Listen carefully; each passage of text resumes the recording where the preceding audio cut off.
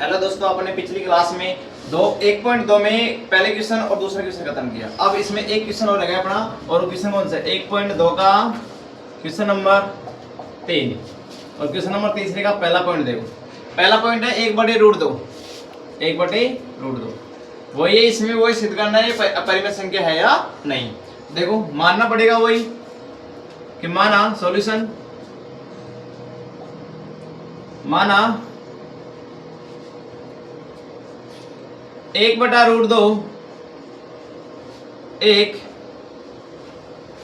परिमेय संख्या है।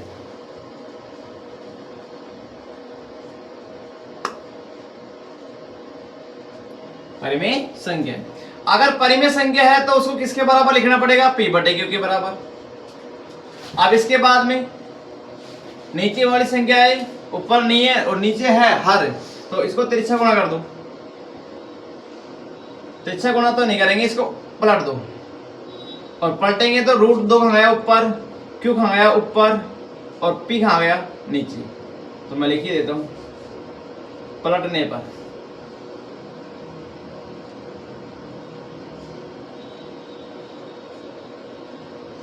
तो जब इसको पलटेंगे √2 कहाँ गया,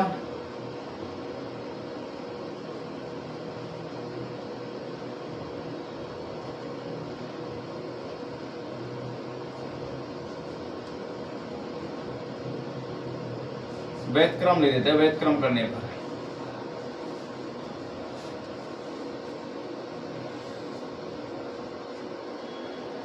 तो √2 गया ऊपर, q कहाँ गया ऊपर और p कहाँ गया नीचे। तो अपन ने देखा कि अंश है ना वो नीचे आ गया, हर कहाँ गया ऊपर। और जब अंश और हर अगर उल्टे हो जाते हैं तो हमेशा आगे नहीं बढ़ाना इस क्वेश्चन को। ये नहीं है कि √2 वाला क्वेश्चन वही पूरा लिखना है।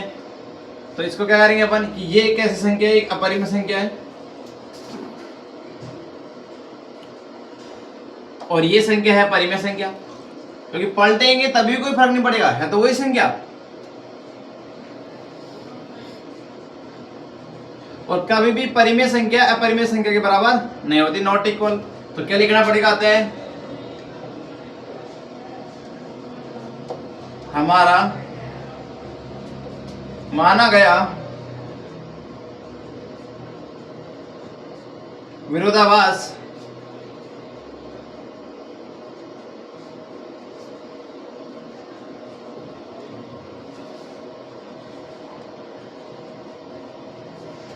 गलत है,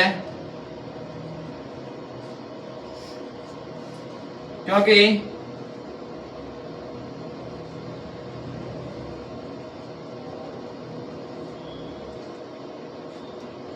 (1/√2) एक अपरिमेय संख्या है।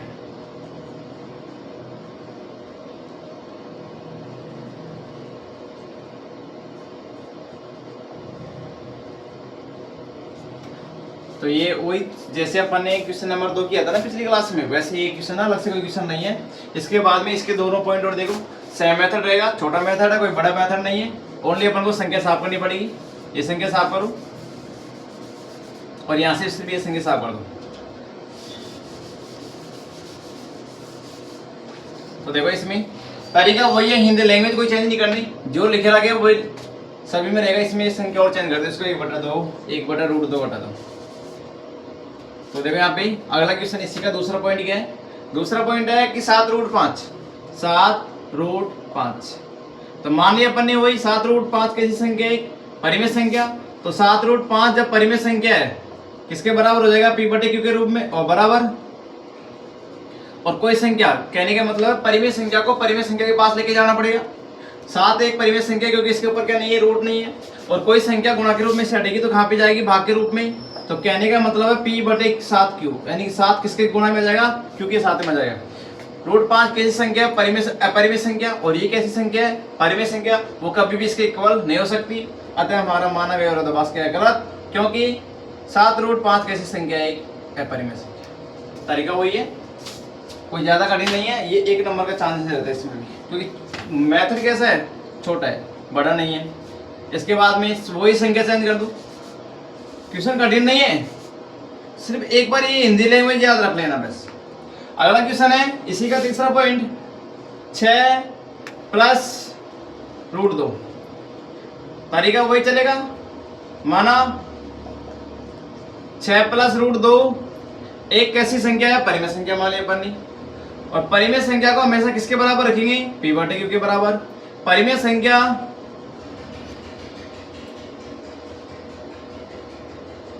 कहने का मतलब है 6 कैसी संख्या है, परिमेय संख्या, और इसको किसके पास लेके जाएंगे, परिमेय संख्या के पास। अगर प्लस में है तो किस में जाएगा, माइनस में। तो यहाँ पे क्या रह जाएगा, √2। √2 कैसी संख्या है, अपरिमेय संख्या, और ये कैसी संख्या है, परिमेय संख्या। वो कभी इसके बराबर नहीं हो सकती, नॉट इक्वल। अतः हमारा माना गया विरोधाभास क्या है, गलत, क्योंकि 6 + √2 कैसी संख्या है, अपरिमेय संख्या, अपरिमेय संख्या है। इस प्रकार देखा अपन ने कि 1.2 क्या हो गई, खत्म। इसके अलावा और क्वेश्चन है नहीं। और इसमें क्या है, जो छोटा मेथड है ना, ये इंपॉर्टेंट है। अगर ये पैटर्न रहा हिसाब कि 1 + 1 + 1 + 1, तो मेथड यही और आएगा। कहने का मतलब ये छोटा पैटर्न आएगा, बड़ा पैटर्न नहीं आएगा। अगर इसमें ये चेंजिंग करता है बोर्ड एग्जाम कि ये क्वेश्चन फिर से 2 नंबर का, तो फिर √2 वाला क्वेश्चन आएगा, नहीं तो कौन सा क्वेश्चन आएगा, छोटे वाले क्वेश्चन